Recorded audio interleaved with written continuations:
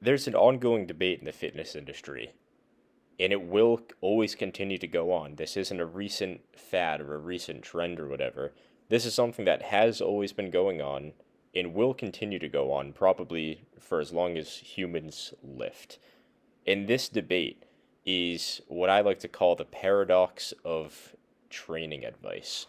One of the most common pieces of advice from most of the well intentioned, reputable content creators or advanced lifters is the piece of advice that anything works. Within reason, of course. But if you want to train 2 times a week, that works. If you want to train 5 times a week, that also works. You want to follow upper lower, well, that will work. If you want to follow push pull legs or full body, that also works. If you want to do cable rows, that works. If you want to do T-bar rows, that also works. Within reason, as long as you follow some general basic principles, anything works. As long as you're training the target muscle through a relatively decent range of motion, you're hitting the muscle at least twice a week, and you're training hard, all of that works. And I'm not here to deny that. I think that tends to be correct. But here's the problem that I have with content creators.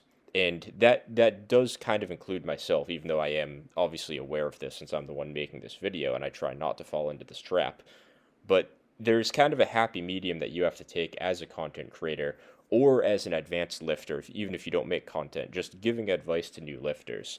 I remember being a beginner, and I would ask more advanced guys for advice. I would look to the fitness industry on social media for advice, and I could never really quite find what I was looking for, and it was always very frustrating. And it typically was always just kind of this watered down, like follow these basic guidelines, like train hard, train often enough, and other than that, just eat enough and kind of do whatever you want within reason, you'll get jacked. And that advice it's technically true, and this is where it becomes a little bit of a paradox. While this advice is true, how helpful is it actually?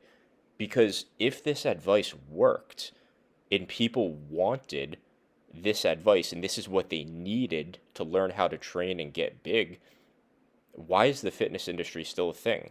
You could say the fitness industry is a thing because the industry itself is based on lies and scams that people fall into, and then the people with good integrity have to then kind of make their own fitness industry to like help the people that fall into that trap, and that's kind of like a never-ending cycle in itself.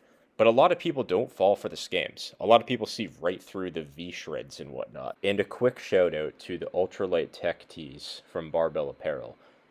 We've all been there before, where you're trying to find that shirt that fits just right around your physique, but it's impossible because every shirt is super boxy. The quote unquote short sleeve shirts, the sleeves are super wide and they go all the way down to your elbow, and it just hides the physique that you've been building up. The ultralight tech tees are designed to fit around a muscular physique, and they will enhance the way your physique looks. So enough of trying to like search for the perfect t-shirt at your local TJ Maxx or Walmart or whatever, and they're all going to be too baggy and not fit right and whatnot.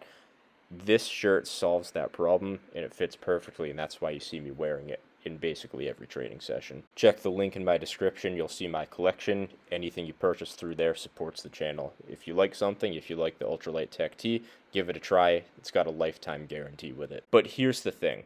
When you tell somebody that anything works, I don't think this is good advice. And why don't I think this is good advice, even though it is technically true? It's because the more options that people have, the less satisfied they are with their choice. We know this through science. Most importantly, we know this just from living on the earth as a human. We've all been to an ice cream shop. If you have 3 flavor options, you're going to be more satisfied with your choice than when you go to the crazy place that has like 35 different flavors. If you're going out for a beer and there's 3 different beers, and one of them you think is like a 6 out of 10 and the other 2 you hate, that 6 out of 10 beer is going to be great. If you go to this fancy bar downtown and there's like 55 different beers from all over the country, and like 10 of those beers are like 9 out of 10 for you, even if you pick one of those 9 out of 10 drinks, you're not going to be as satisfied with that choice as you would be with that 6 out of 10 choice of the 3 options.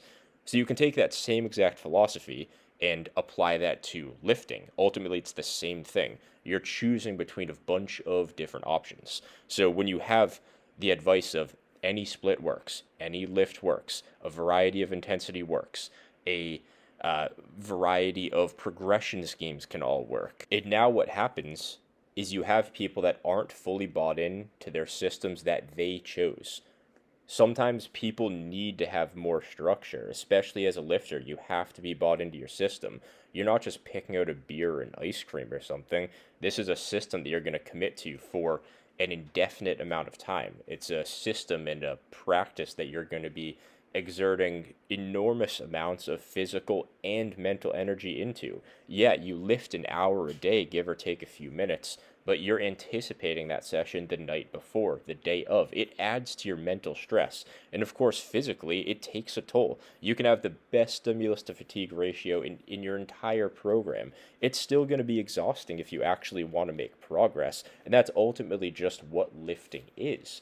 But when you have somebody that isn't bought in to the system that they're following and doesn't truly believe it, they're not going to be making the best gains that they possibly can. And this is where, personally, I get a fair amount of criticism. I'd say if there's anything that I get the most criticism on, aside from my leg size, it's that I overrate certain training methods, certain lifts, or certain training principles.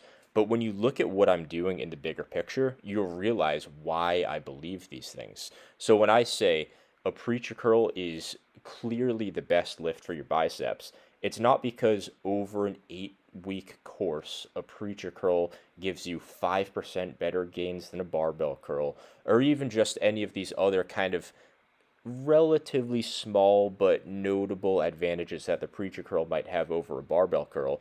It's the mental buy-in. And let me expand a little bit further on that.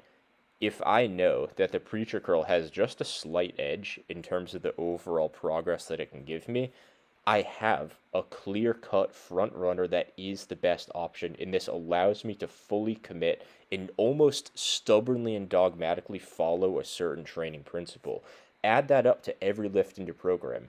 Add that up to your frequency, to your intensity, all of these things. When you know that something might just be a little bit better, it's not the fact that it has a little bit of a better overall stimulus or whatever.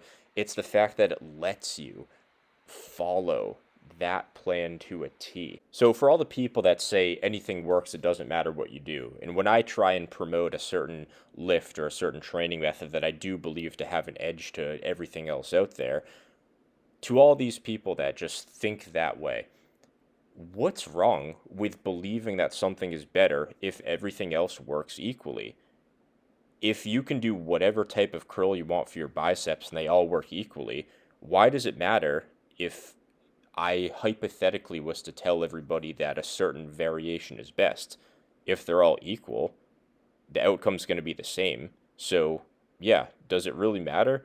I would say no, but that's just this person's perspective. I do believe that in my own training experience, I have figured out certain lifts that are better, or certain overall training principles that can be applied in various ways that are better. And of course, I've detailed this throughout my entire 250 video catalog on this channel. In the proof that the paradox of training advice and saying anything works is a real concept is right in the fitness industry. It's right here in front of our eyes on social media.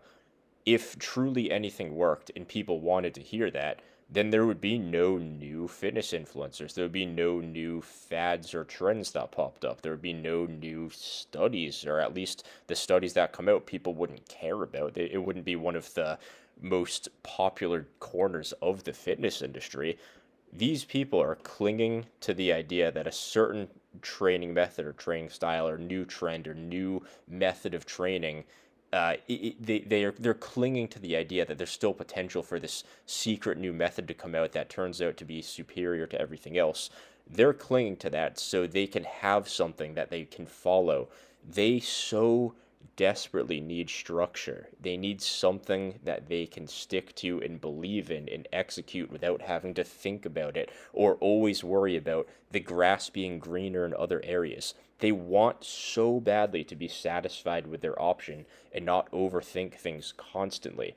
And most people are very open-minded. They're information hungry, and that's why there's so much information constantly being put out in the fitness industry. It's not because people are genuinely in need of making 3% better gains. It's because they need rules to follow in a system with structure. And that's all it really comes down to. Yes, I nerd out about that hierarchy. That might make that 10% difference, even though I don't like viewing it that way because it doesn't really make sense when you think a little bit deeper, but that's all besides the point.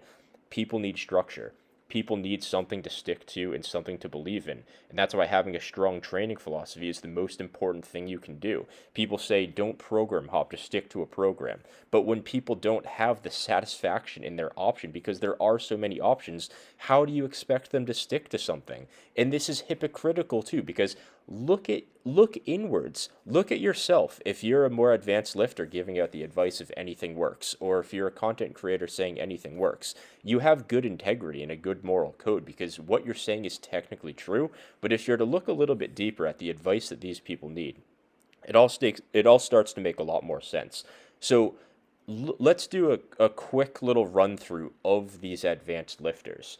Any of the top natural pro bodybuilders, any of the advanced fitness YouTubers or whatever, guys on Instagram, if you're on TikTok or whatever, the vast majority of them have a training method and philosophy that they are fully bought into. The vast majority of them. I'm not saying they don't change over time, but generally, lifters tend to be a little bit more dogmatic. The successful ones do. They're not so dogmatic to the point where they let their own ego prevent them from making gains, unless you're the power builder basement bodybuilding from 5 years ago, where that actually did happen to me, where I thought the system was so perfect in the best. I thought it was so optimal, and I thought this was all that mattered, that when that program stopped working for me and that overall training method stopped working for me, I believed it was my fault. I thought my genetics weren't good enough and I just had stopped making gains, and that was all I could possibly do.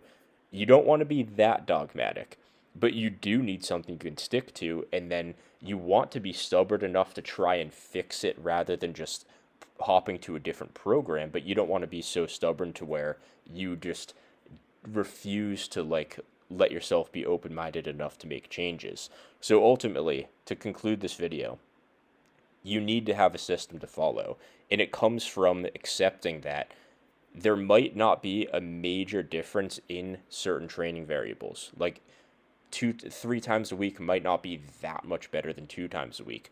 But if you have a clear-cut way to train that does seem to be superior and works better for you, I would kind of dogmatically follow that. But don't be so dogmatic to where you refuse to accept that might not be the best method at every single point in your training career. You want to be stubborn with it, but not to the point where you let that lead you into an basically endless plateau. So with all that being said, I hope you guys enjoyed the video. Let me know your thoughts and questions on this topic in the comments. I'll see you guys in the next one.